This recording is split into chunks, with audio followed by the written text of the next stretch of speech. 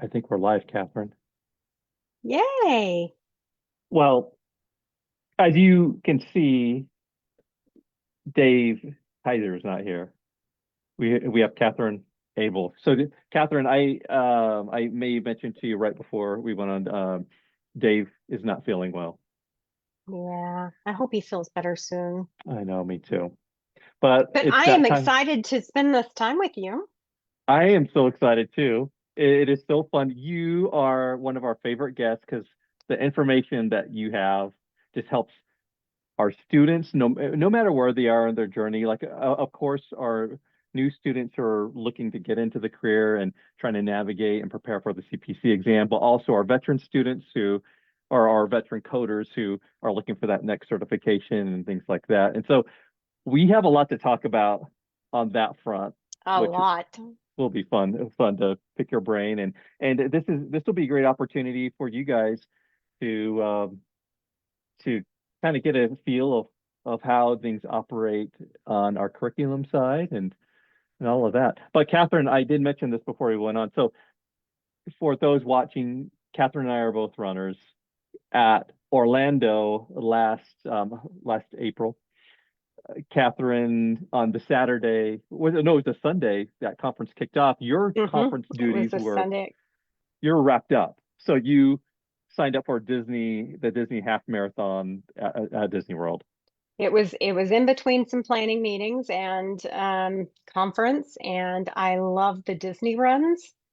And it just happened to be a day where I was able to fit a run in, a 10-mile run at Disney. It was a lot hotter than expected that day, so I was quite red when I returned. But yes, yes, that is the Disney runs are very entertaining. Well, I loved, like you said, when you came back, you were exhausted, but I love seeing my friends. There's something beautiful about suffering and doing something hard. And when I see my friends do that kind of thing, and you've just pushed yourself, I just love it. So kudos to you for fitting that in. Thank you. It was what pushed it even further is that we had the conference opening that day, Yeah, which I also went to and was keeping my body moving, which I think worked in the long run to keep me from being sore the next day. yeah. Well, I'm sure you slept well that night. How about your new shoes? We Oh my discussed goodness. getting new shoes last Oh my April. goodness. Hmm. Okay. So, well, if you're watching, let us know if you're a runner or maybe you are looking to get into running or you're a runner now um or maybe returning to that. But okay, so I've dealt with some Achilles stuff and so I've asked ChatGPT for some advice on my Achilles. And so it led me to a pair of Asics. I found them for like $100. Guys, running should not be an expensive sport, but it is. You're funny, Alex. Well, I mean, these shoes these days. So I need a new pair of these shoes, and I can only find them for $160. It's insane. But are you still running in the Brooks? Yes, I am a die-hard Brooks girl. Okay. All right. They fit my foot well. They put just the right amount of cushion underneath my foot when I'm running. It's definitely my shoe. Yes. And our members are no stranger to enduring and doing hard things. So I think preparing for the exam kind of gives you that having to plan long term, for a big singular goal. If you haven't taken up running, what a great way to explore nature. Like Catherine, one of my favorite things whenever we're in another city for work or anything, I just love running through town, and you see things a little bit differently. You do. When you're running, it's amazing what you notice when you're running because you're trying to keep your mind off the fact that you're making your body painful. Um, so you do notice a lot around you. I'm not quite as explorative as you are. I won't go out into unknown cities, but I will Yeah, run on the property yep, of wherever we're staying. yep. We should make a plan because I think it's different for a man, unfortunately, to go solo running in a new town It than is. It right. is. So let's connect and so we can get out and explore together if you're up for Oh, that. you're going to be my accountability partner, so I get out there and start running again. I love it. So we've got a few months left, so you can get some base mile weeks in before conference, Yes, and we'll yes. be in Dallas. So just a thought. That'd be, well, Dallas is a city to walk through or run through. Yeah. That is definitely. I went to a conference there with one of our colleagues, and they decided we were going to walk to the conference from the hotel so that we could get the exercise in. And I'm always game for exercise, so whether I'm ready for it or not, I still go. And it was blazing hot. Hmm. So needless to say, we took an Uber back to the hotel. We did not walk. Sometimes A you got to lesson do well that. learned. Yep. Well, we have a few members who have joined us. Ashley Manis, good afternoon. She says, Ashley, let us know where you're writing from. Are you a runner? Let us know. Becky Herman, Becky, I'm not going to say her last name right, so forgive me, but Bas Manjan. She runs in Hokas. I've tried Hokas. I've heard Um, hokas are good. yeah, yeah. Becky, are you preparing for any events or tell us a little bit about your favorite run? Rebecca Miller, Ultra running shoes. So have you heard of Ultra running shoes, Catherine? I have not. So they have a wider toe. They were actually founded in Perfect. Utah. I like the wide toe box, but they're the zero drops, so it's going to be like flatter. And that doesn't Oh, work for me, but some if you love them, you love them. yeah. So Rebecca, let us know what your running plans are for 2026. Would love to hear it. So for those who are just checking in, Katherine Abel, our Senior Director of Content. Did I do that right? You got it. Okay. She's with us, one of our most popular guests. We're going to be going over what's happening on our curriculum and exam side, how we handle things behind the curtains, I guess you could say, of how she prepares, helps her and her team prepares curriculum for each year, um, how we manage exam questions, all of that fun stuff. If you have questions, drop them in the comments. This is the best time to ask them. So Lori Jaramillo from Colorado. Hey, Lori, we're getting some rain here out in Utah. I hope you guys are getting some moisture too. We need it out here. And then we have some friends from the National Advisory Board. We're going to have them join us in just a second. Ellen Hinkle and Missy Kirshner. Real quick, we talked about conference and we have Dallas coming up in just a few months, early May. We were in Dallas at the same resort at the Gaylord like 3 years, was it 3 years ago? I think three Sounds or four about years ago. right. It was, I say recently, but time is Yeah, time. that's right. That's right. And it's such a beautiful resort, such a great place to have a conference. This amazing. It's its town. It's its own city. It is. It is. And they've built a city around it. Wow. So the restaurants and it all caters to that location where we have the conference. Alex, I have a question for you. Did you have you ever had a chance to see the eyeball in the middle of Dallas? I did not. It's an art piece. Okay. And you drive down the road and you have offices and offices, and then there's this green patch with an eyeball. Eyeball in Dallas. Eyeball, Dallas, Texas. Yes, Let's see. it will bring Oh up my the goodness. art. I know. It's so random. I need to see that in person. It That is is cool. huge too. So my like amazing moment in Dallas, besides conference, was going to the JFK assassination site because Hmm. you see that you're right. You grow up seeing that video your whole life over and over and over, and to be there and to see the grassy knoll, it's close. Everything was so close. Hmm. It was crazy. Yeah, And it's kind of like the Alamo, right? It's a lot smaller than you anticipate when you start hearing the stories. I've never been to the Alamo, so it's not as grand as you might think. It is tiny. Wow. I just know Pee Wee Herman was looking for his bike in the basement of the Alamo. That's and he's disappointed when he learned there was no basement there. So, Yes. well, let's get Ellen and Missy in here. All right, we have Kathy Park. Hey, Kathy Parker, our friend from Buffalo on the cab. Hey, good to have you with us. Ellen Hinkle, Hello. you are live on Social Hour, as is Missy Kirshner. Hi, Missy. Hey guys.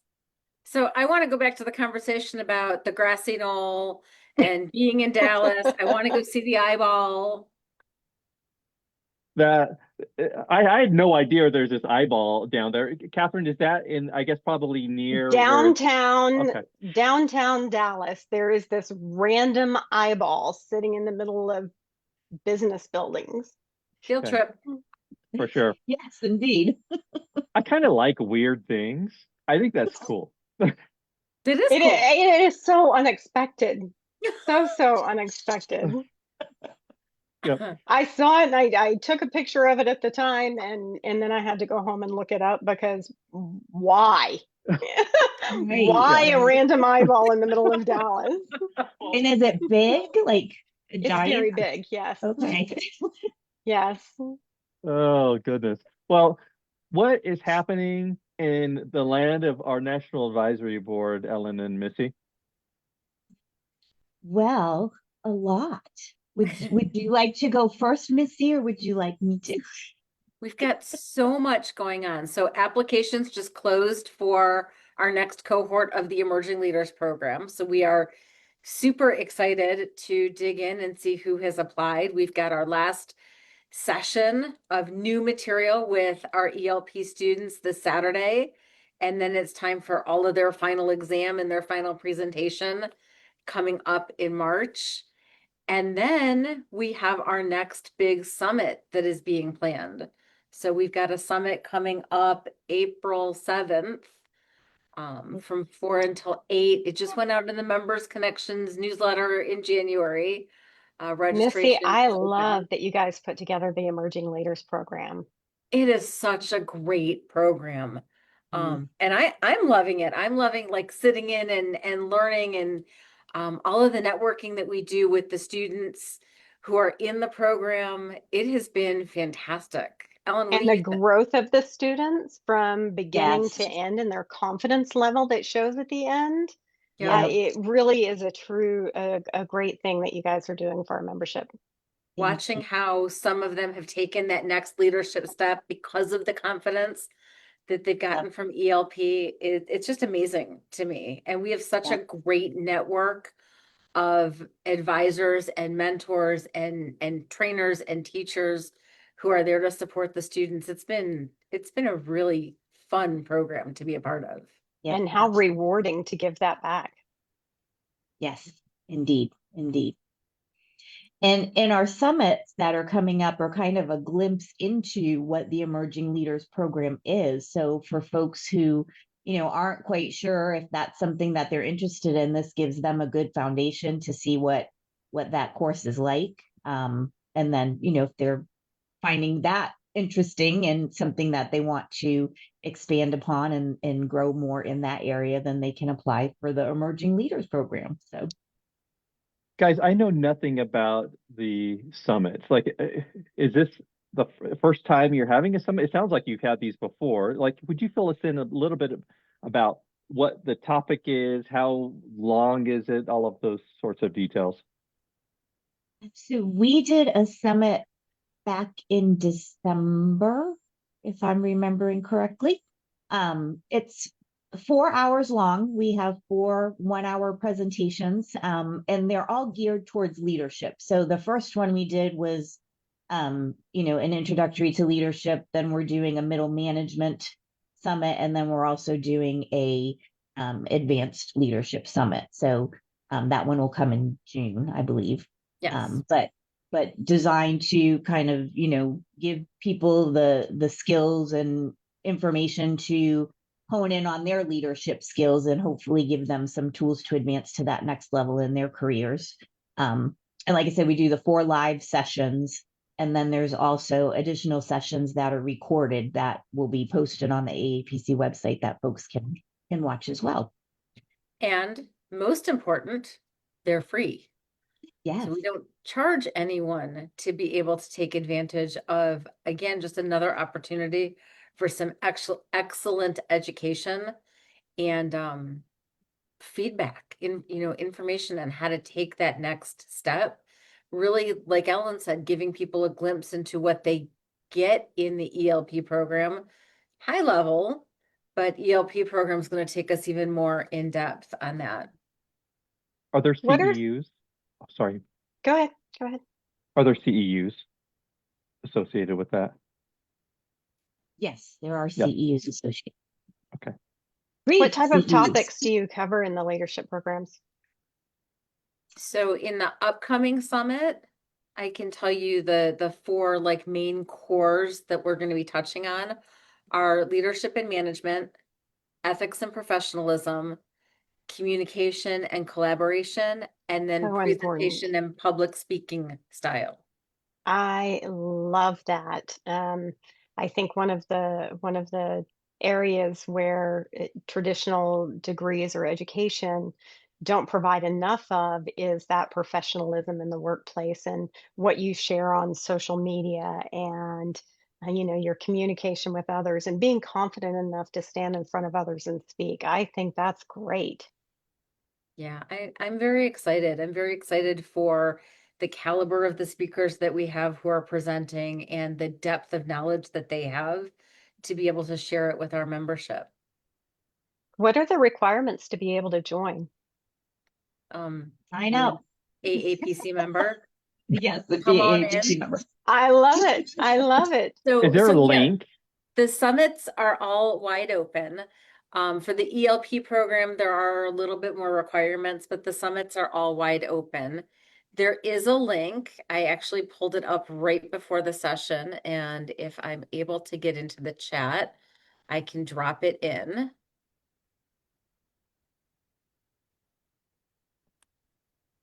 So this is the link that went out in the last Member Connections newsletter in January. And it will take you right to the webinar registration to register for our next summit, which is April 7th from 4 until 8 p.m. Eastern time. I'm going to drop that link into the comments of the Facebook Live. Perfect. It's there. And everybody just check it out. Free is great. That means free CEUs, which is awesome as well. And a couple things that came to my mind. So, Katherine, you brought up professionalism on social media, and we talk about that a lot at the national office. Yes. Someone recently reached out to me, and I'm not going to get into the full details of the discussion, but we talked about how managers are in there. They might not be coders, but there are managers in our Facebook group. And I don't want to go to the point saying they are spying on their employees, but they notice what their employees post if they are. So it's great to use these resources, but using them appropriately, carrying yourself with professionalism, and treating it as if you were face to face in the office. And sometimes we forget that. It gets too easy to just type and hit send, and but just put some thought behind those words. And it's such a tight community, this world that we live in, right? In AAPC, it's such a tight community that you feel very comfortable sharing with those people on the book. And sometimes people can share maybe a little bit too much. And we can get into that oversharing. So that communication online, remember, it's there forever. And and you want it to stay professional. You never know who's going to be looking at that. And not even managers, but hiring managers. I was just saying that. Yep.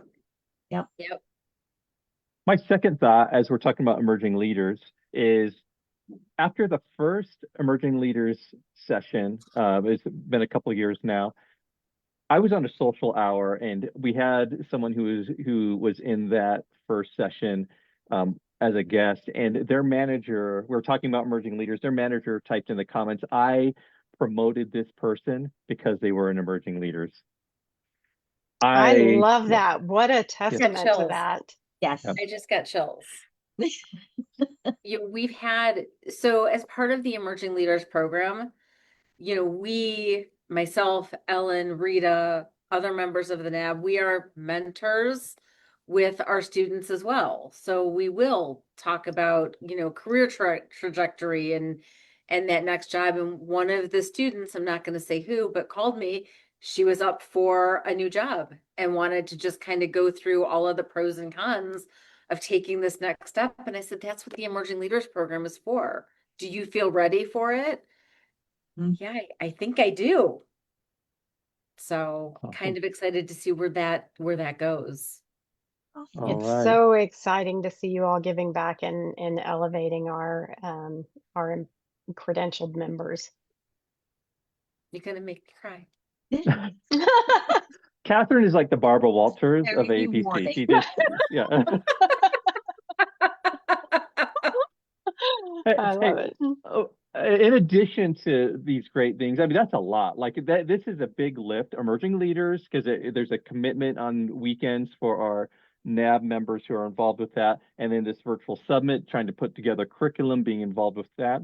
What other things, or is there even any space for more from the NAB? What else is going on, guys? There's a lot. We've got we're working on in the lead committee, which handles the ELP. We also are working on trying to improve the mentor program and get better pairs between mentors and mentees, or matchups, not necessarily pairs, but trying to really fine tune and make that a better, more beneficial program. Project Extern is something that another group within the NAB is working on. When you What say else? Project Extern, I think about Corella. Yes, Yeah, exactly. absolutely. Corella. Yeah, That she's is got the Corella's- pedal to the metal on that. Yep. that is Yep. Corella's committee for sure. Yep. The mentor program for anyone who's coming to conference, which please, Dallas, will go see an eyeball, maybe go to the grassy knoll. We will have a table at conference where we'll be talking about the mentor program and trying to really reignite that. And as Ellen said, get some better matchups and coordination between our mentors and our mentees. We've got so many members who could use that support, and we've got so many members who could give that support. We want to try and match people up so that we are the most powerful group that we can be. You need to say it like this. We want to be the most powerful group that we can be. Maybe not that. Talk about Disney They're entertainment gonna right take over there. the world. Yeah. Oh, goodness. Well, it's so fun to have you guys on with us. Any last message for our members before you guys head out? Sign up for the next summit. Sign up for HealthCon. We want to see as many people taking advantage of these benefits as possible. So get out there and hunt us down at HealthCon, and let's network and Yeah, come find us and never be afraid to ask the question. Never be afraid to come and just, hey, I think I know you. It's fun to get to interact. That's the thing. I call HealthCon what my children have during the summer. It's like their summer camp away from home. I get to go away and have summer camp with my friends for a week. So come to HealthCon. It's true. I love seeing you guys every year. And I love seeing the new members that come on and how wide-eyed they are with all of the information that they get at HealthCon. And I am so glad that we have so many mentorship opportunities to be able to help them navigate this world that we're all trying to navigate through. World that In we live in. addition, if you're not attending HealthCon, reach out to Ellen and Missy on LinkedIn. Just For building sure. those connections, those relationships. We know this by being an APC member. These relationships endure time and careers. So just reach out, rely on them. They're happy to help. That's what they're here for. Absolutely. Anytime. Yeah. And we Okay. were once new members, and we, took that opportunity to learn and grow and network, and, now we get to give back. So this is I what love it. holds. Although I know you're going to be talking about exams next. And when I joined AAPC, I had to chisel my answers into a tablet, send it by pterodactyl. And Things are better and now. and wait for the score to come back on stone. Uh-huh. The shipping Absolutely. costs. Oh The boy. shipping cost, right? Well, thank you guys so much for being with us. Thanks for having for us. having You're us. welcome. We'll see you. It's Bye, good to guys. see you, ladies. All right, Catherine. So just a reminder to everyone, you may not have been with us when we first went live, but Dave is out with the illness. So the bug is going around. It's that time of the year. I had It is. Catherine booked to join us to talk about our curriculum and exams. And I said, hey, Catherine, will you just hang out with me and be my buddy for the next hour? And she said yes, so I love it. Absolutely. Absolutely. All I'm right. happy to be here. I'm glad you're here. And let's just dig into it, Catherine. And members, everyone watching, feel free to drop your questions in to Catherine. She will answer them to the best of her ability. And I think she's kind of making fun of me earlier, saying I ask questions that she can't answer sometimes. But and there are things that are in development and that we may not be able to handle. But I think most questions you may have, she'll be able to handle. So Absolutely. Alex, I am going to need your help on that. I am not able to get into my Facebook. It's telling me it's sending me a message on another one of my devices. So if there are questions that we need to answer, if you could share those, or I will pop into the chat after we're finished and see if I can go in and sweep any up. Sounds good. I'm just going to start with exams. And Lori Jaramillo's comment, she works with a lot of students. She says at least the exam is shorter now. Plus, I had to take a 2-hour online ICD-10 exam to keep my credential. So over 7 hours of exam for CPC. Well, let's just talk, because our exam used to be what, like 5.5 hours? It used to be 5 hours and 40 minutes. Okay. And now it's 4 hours. How's that going? That I think is going great. We've kept our psychometric values, and for those of you that may be new to that type of terminology, what the psychometric values indicate is the reliability of our exam scores to distinguish whether somebody should or should not have a credential. These are audits that we do quarterly on our credentials to ensure that our exams are testing appropriately. And we did not see a blip when we went from the 5 hours and 40 minutes to 4 hours. And I honestly believe that the examinees are very, very thankful that we reduced that hour and 40 minutes off of the exams. So it's going really well. We did not see any indications that it was hurting the value of the credentials, which is our ultimate goal, right? Keeping our credentials at the highest value they can be. Okay. All right. Just thinking about the exams process, one question that I see this time of the year is, do I need 2025 books? And we talk about this a lot. We always recommend you use the current books, the current year books, no matter when, because the exams change right out of the gate with 2026. Can you kind of give us a little insight to that process leading up to the new year, when the new exams actually hit? Absolutely. So we actually start updating exams long before the first. We just don't deploy it. So we don't release it until January 1st of each year. Actually, it ends up being about January 15th because we allow a few weeks for us to deploy them and review those exams and make sure they're correct. There are, sometimes we have years where the code updates are minimal impact to certain specialties, but they may be an extraordinary impact to other specialties. And that's something that we don't always know.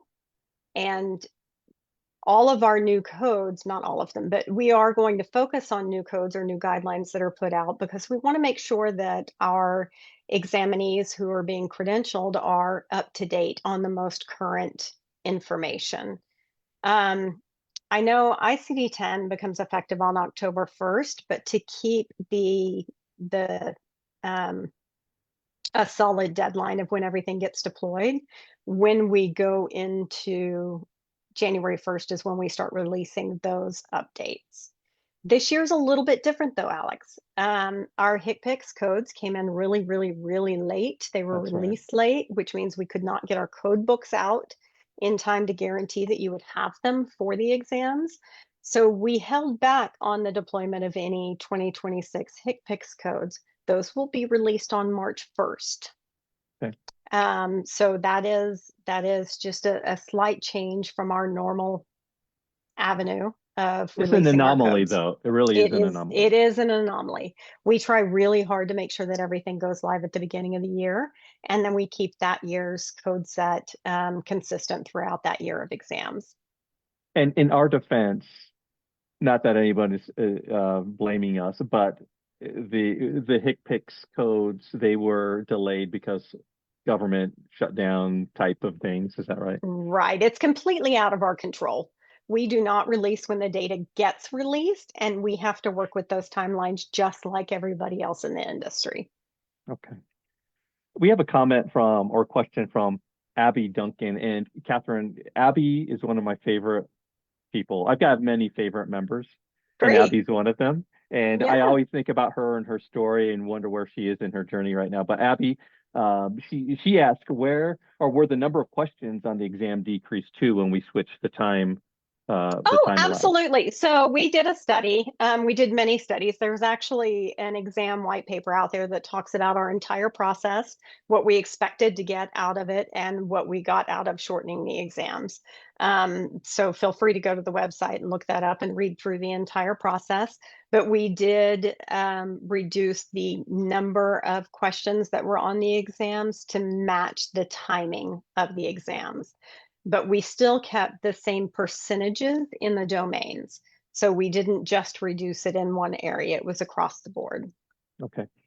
Here's an interesting thing that, or comments that I've recently had is someone said, well, even though it's 2026, I took the 2025 exam. So didn't pass it. So I need to take the 2025 exam again. It doesn't work like that.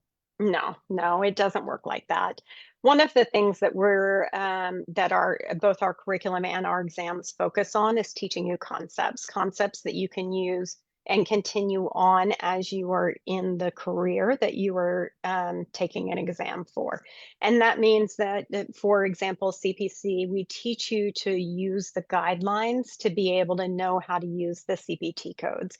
And those guidelines, while they may change, the concept of using those guidelines and applying them remains the same. So we really try to focus on, can you use your code books? Can you read those guidelines? Can you teaching you how to do the parenthetic instructions? Once you get your certification exam, we expect you to keep up with your certification with CEUs. You don't have to test again, right? Unless you drop your credential, then you would have to test to get it back. Okay. One big change with exams this past year, I believe it was this past year, is we allow the use of electronic code books in the exam. Yes. Actually, I think we started that. The year before, towards Was the it? end of the year anyway, but Okay. we do have the use of electronic ebooks, and I love the opportunity to use ebooks. I love technology, first of all. So I love to take on ways to improve my life in using technology, and eBooks is definitely one of them. I traveled a lot. Many consultants and others in our fields travel, and we used to have to literally carry those 3 code books to go with us.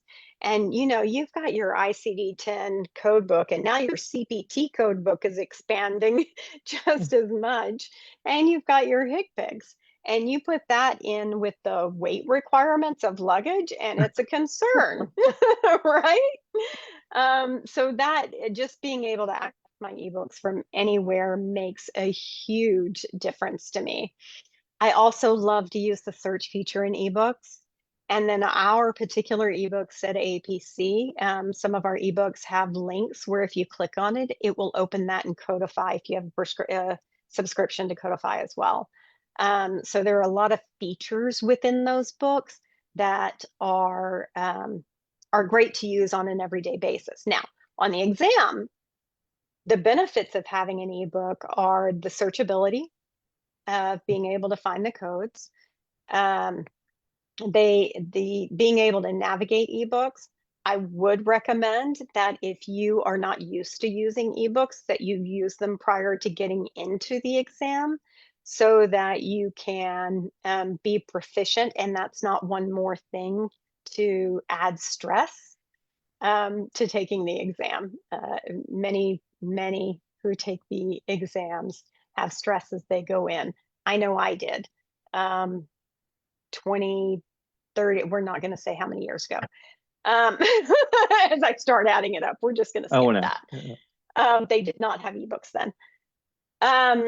Utilizing the ebooks and being able to navigate quickly from one place to another is extremely helpful. What you don't have in the ebooks and exams are the notes that you've written in your books as you've prepared. You also do not have the notes, even if you put notes in an ebook. This is a special deployment of ebooks that we can allow within the exam platform that does not allow you to communicate with each other.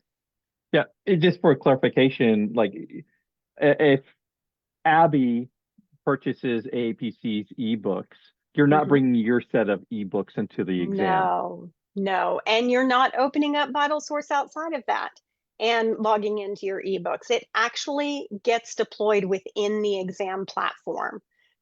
We also have removed hyperlinks so that it doesn't prompt you to go out to another website, which would pause your exam. We have made it a clean version where you can navigate easily and still be able to not hinder your exam process.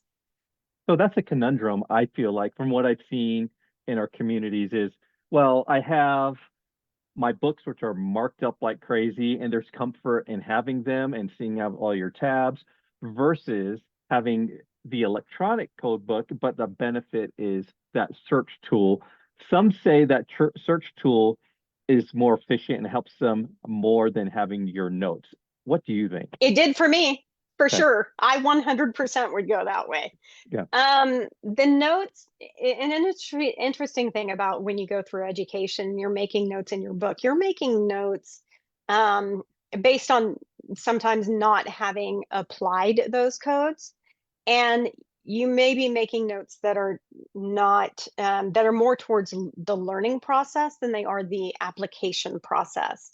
By the time you finish your education, you should be able to apply those notes and understand how to use the guidelines to accurately code.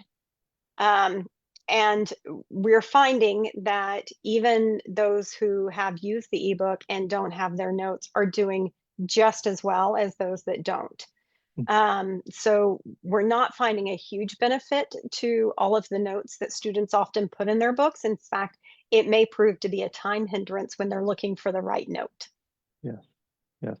Abby in the comments says she doesn't think she had one single note in her books when she took the exam. So the spectrum of how you approach the exam, and she passed. So you just, everybody's handling it a little different and what works for them. Yes. But I love how you said, if you choose ebooks, don't go into it cold. Like maybe use them with AAPC practice exams so you can kind of feel what that would be like? So you can use them with the AAPC practice exams. We do not have them embedded with the exam because then we would have to take away being able to use the practice exams over and over and over again to get better practice. So we don't have them within the platform, but you can pull them up side by side in the practice exam and still use them and navigate them and see You'd how have to they buy work them, for you. basically. Yes, you would have to buy them. Yes, you would have to buy them. And but you should, even if you don't use it with a practice exam, if you use it with your education, you definitely want to be familiar with the platform, the VitalSource platform, before you go try to use those books as an ebook within your exam. Okay. Katherine, I'm kind of jumping around the list of bullets and things. So this one we dealt with last week. So we learned that somehow one of our exam questions was leaked into the public. And that's a huge red alert for us. We take that very seriously. But generally, we're very protective of our exam, our approach to how people can take exams, especially at their home. You have to have your camera at a 53.5 angle, and it has to be a full moon on a Thursday. But I'm just kidding. But it might feel like that to students, that we are very precise. Let's talk about exam security, why it's so important to us, and what we do to maintain the Absolutely. So exam security is, as I work with the content of the exams, you can imagine how I want to protect that intellectual property, right? If that gets leaked, the first thing that we do as we evaluate those questions and often remove them from the exam pool so that they are no longer on the exam. That is first and foremost. So yes, I understand the video that has been produced. We also turn those into both the ethics committee and our legal team so that they can address it from that standpoint. We also have an additional security team with our proctors who attack it from their view as well. So we have a committee that's called a white hat committee. Have you ever heard of the white hat and black hat hackers? So your black hat hackers are the ones that are hacking maliciously. Your white hat hackers are the ones that are trying to prevent ways for the black hat hackers to get in. So they're doing it proactively to prevent and to find any holes that they may have in their security. So we developed a white hat committee that handles all of these issues when it comes to security and who it goes to, and we take action on the information that we find to help keep our exams secure. So the reason that we have this committee and that we continue to combat this is because if our information is leaked, it can devalue our credentials if those who shouldn't have our credentials do. And employers are reliant on our credentials actually verifying that we have the knowledge that we have. Who we are, our reputation is built on what our exams do for students. Absolutely, absolutely. And if we can't keep value to that, then we don't have value in our credentials. I know that I value my credentials, and I worked very, very hard for my credentials, and I would be very disappointed if I heard there being communication where our credentials did not mean something in our industry. It would break my heart, actually. And I want to make sure that our exams stay safe. So we do continue to fight it. We are always going to be fighting it. And just to be clear, this isn't something we only fought in electronic exams, right? It's a different fight. It's a different protection. but we still had people trying to cheat on those exams, and we had to fight it then too. Yeah. So we just continue to strengthen our defense to keep our exams secure. Yeah, Abby asked, are we able to track who leaked the questions? And Yes. how about this? Because this case, and I see this with spammers in our Facebook groups when we try to remove them as quick as possible, but Mm-hmm. sometimes they're international, and Mm-hmm. it can be harder to track them down. But we're pretty good at getting to the root. We are. We also take very drastic actions. So we have individuals who will lose their credential or may be required to have their credentials revoked, and they may have to retest again at a testing center. We have different levels of ramifications depending on the severity of what we find. We are able to tell which exams are leaked just by the information that we gather. There's many different ways that we go about that, and we are secure enough that it's very defensible in the actions that we take. Okay. All right. And every certified member should care about this, should care about the integrity of the exam. You put in a lot of Absolutely. blood, sweat, and tears to pass that. It was not easy. We all know that it is so difficult. And when people cheat, it ruins what it means to you. Well, and furthermore, we have an extremely loyal membership base. Our members want strength in our certifications as well. And so if me as Katherine, I cannot go log into every single account everywhere and find anything, right? I'm not going to find everything, but our membership is really good about connecting that and giving that information to us so that we can further explore it and make sure that our exams stay secure. And I so appreciate our membership base that keeps us informed, Yes. because it then gives us an entire network of eyes and ears Yep. across everywhere to be able to keep Yep. our exams secure. And that last week's situation was a tip off from a member. So, I mean, Mm-hmm. it's you guys who help keep the integrity strong. Absolutely. And keep doing that, please. Yes, yes, yes. Gabriella asked, AI glasses, they are a thing right now. How do we manage that, or making sure people don't cheat with those? So we have processes in place with our proctors to be able to identify that type of information. We also speak consistently with our security team and our proctors to make sure that they stay abreast of the different ways that we're finding. And even with AI glasses, we can still tell who it is. Yeah. All right. And these we're talking a lot about situations with exams, but I mentioned that sometimes you'll see or receive a direct message from someone on Facebook saying, "Hey, I have the exam answers for you." Like, just be suspicious of any contact like that. We will never, Absolutely. yeah. If someone's trying to sell you those, one, you have to question, are they real? Two, you shouldn't even consider it because of the ethics of that. But yeah, Our white hat team has found where they advertise that they have exam questions, and it is literally not even the same format we use on our exams.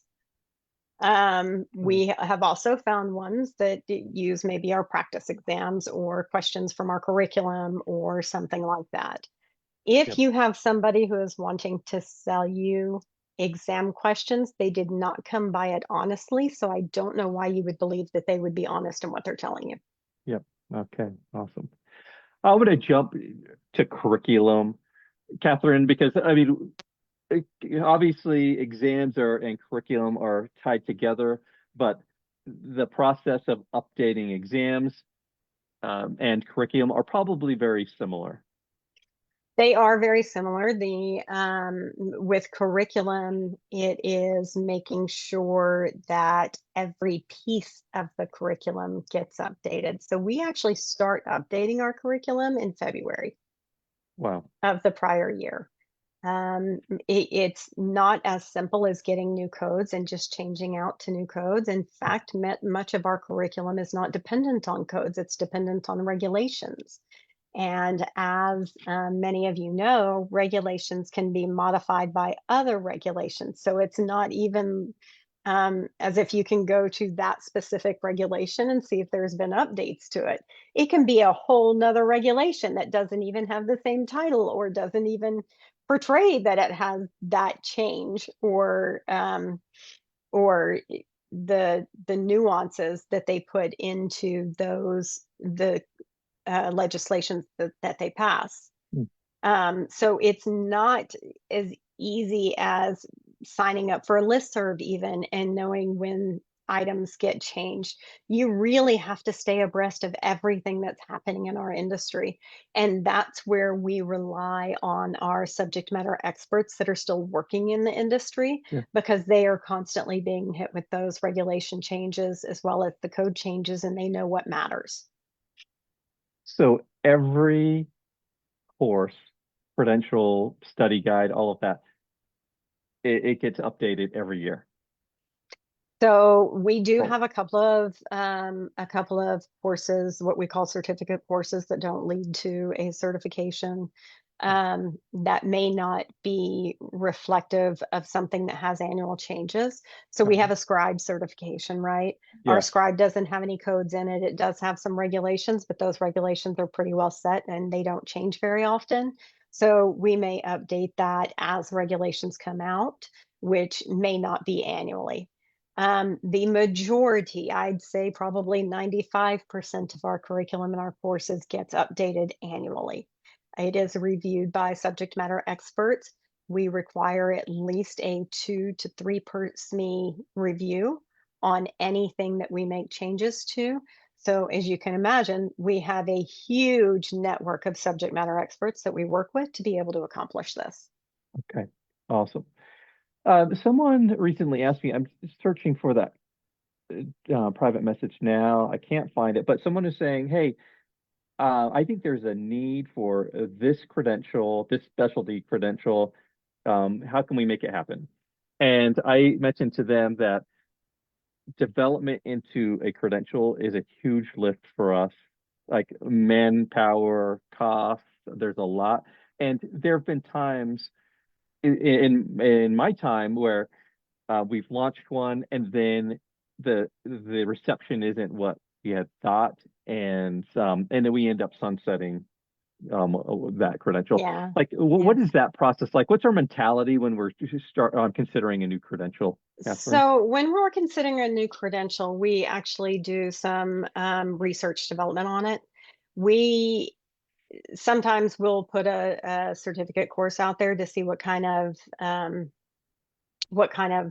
numbers we get on needing that education. Having a credential requires a little bit more research and development,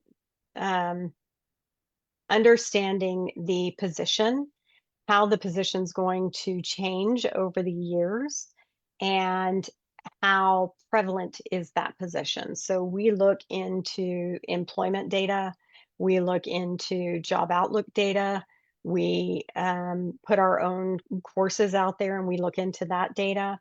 So we take a great amount of information in before we determine to do a credential, because not only does it take minimum a year and a half for the exam development alone. That doesn't include the curriculum on top of it. A year and a half of committees working, and that can be 2 committees running side by side. We have a tremendous amount of development that goes into those exams, and then we have to make sure that the curriculum is good. And we have to have additional SMEs working on our curriculum. So after you go through all of that and you launch a credential, you also have to think about the CEUs after. And you have to think about the maintenance of the exam and the maintenance of the curriculum. And this requires us to really take into consideration those different factors when determining whether or not we add another credential. Okay, all right, that's awesome perspective. It's not an easy task. There's a lot of thought and preparation and planning that goes into a new credential. It does a lot of R&D. because yeah, as you said, we had, I think we had 3 credentials in the past that we sunset quite some time ago. We haven't sunset any recently. Oh, good. But even the ones that are sunset, they still maintain those credentials. Okay. You just, and someone just can't earn it. We just maintain Right. it for those who have it. Right. Okay. Right. Katherine, as you share all of this stuff, we're winding down, and we always laugh at this whenever you're on, that we could talk for hours and we would have a great audience the whole time. But as you are sharing all of this, I think to myself, Katherine's relationship with medical coding is so unique. Like, because I'd imagine coders who are working in it full time right now, they might have a little bit of different perspective, but you worked in the industry for a long time before you were in this role that you're in. How do you keep yourself relevant and not just education? Sure. So you have to stay abreast of the regulations just like everybody else does. You also have a lot of networking. I rely heavily, as I said, on our subject matter experts to make sure that I'm getting the information that I need to be able to oversee these activities, right? Our subject matter experts going to HealthCon, that is a huge help, right? Because we're only going to have topics that are current at HealthCon, and you have your industry experts there that are wanting to share information about new developments that have come along. So HealthCon helps tremendously. We also have our magazine that gets sent out. It always has information about new regulations or new coding decisions that happen. So it really understanding your regulations, knowing when you need to look at them, knowing when to look them up to make sure that nothing has changed, knowing how to identify changes quickly, and staying in touch with the subject matter experts and making sure that you keep your network. Awesome. That is, which all things that every coder should be doing anyways. Absolutely. Absolutely. Yeah. It's not just about the codes. You have to keep very well rounded and stay up on regulations. Okay. Finally, the big question. I have not stumped Katherine yet. I have not put her in a position where she has to say, Alex, why I can't answer that. But my last question for you is the hot topic across many industries over the last year, and continues to be a hot topic, is AI. Oh my goodness, I could talk for hours on this. So we could talk a lot about this. My question for you is, one, what is your perspective of it fitting into the roles of our members? Do you fear it taking over jobs? And two, how will it fit in, or will it fit in to exams, curriculum, and the things that you work on? So we've already been working on that to incorporate it within the curriculum. And I think when we think about AI, there are several factors you have to take into consideration, but the main factor that you need to have in consideration is the best use of AI is when you can call its bluff, right? Okay. So you still have to know your job. You still have to know your regulations. You have to be able to identify when AI is giving you accurate information versus hallucinations. AI is here, it's here to stay, and it's going to be incorporated in every single one of our jobs. So embrace it. Embrace it and use it to elevate yourself. That would be my largest advice for that. But yes, we are looking at how to incorporate it across all of our curriculum and exam content, and finding ways that our membership is using it so that we can help give them ways to navigate it to make it beneficial to them. My boss, Tony, who Katherine, he when it became a huge thing over the last year, he asked the marketing team, hey, you guys need to get in there, use it, find different ways to use it. We actually have team challenges on who can use it the best and in different unique ways. Yeah, and then we'll just have a call where we all present what we've learned and done. Oh my goodness, I'm going to have to incorporate that. Yes, you got to step into it. You can't step away and fear it, but it can only make you better. Or, Right. and if you know how to use it So right. if I've spent a whole lot of time on AI, finding ways for it to help me, finding ways where it's going to hinder my team, um, making sure that we are utilizing to its fullest, showing our teams the way that I use it, and then let them develop the ways that they use it. And the best advice that I can give is treat it like a colleague. Yeah. Yeah. Treat it like it's a colleague, and make sure you're using a secure system so that your information isn't being sent everywhere. Absolutely. Be careful of what you're entering into there. Personal, Absolutely. work-wise, all of it. So, Absolutely. all right. Hey, this went so quick. I'm not It surprised. did. It always does. Yes. You were amazing. Thank you so much, Katherine. We have amazing members. I love to share information with them. Awesome. And you are right. They are amazing. We had a great crowd with us today. Abby asked this. I'm just going to leave this with you, Katherine. When you first entered the coding world, did you ever imagine we'd have AI? I never imagined AI, but now that I can look back at maybe movies that we saw and the way that they were portraying it, I think has probably come true now. And it was just a pie in the sky thing at the time. So um, I can't, I've always taken on any technical software challenge that's come my way, and this to me is just another challenge to take on Yeah. and incorporate it into my life. Yep, I love it. And everyone should do the same. Yes, And that's how we future-proof ourselves. absolutely. So, okay, Katherine, hang on with me as we wind down. Thank you Sure. again, everyone, for joining us. We'll see you in Dallas. If we don't see you in Dallas, we will connect with us on LinkedIn. But we'll be back in 2 weeks. Dave will be healthy in 2 weeks, and then we'll be back. And we will have, oh, this will be fun. So you know this person. Yes, yes, So we'll have Sharon. Sharon Oliver will join us on the next social hour. We have another guest as well, Andrew Simmons, but we'll catch up with them. And we will see you all in 2 weeks. Thanks everybody for joining us. Thanks, everyone.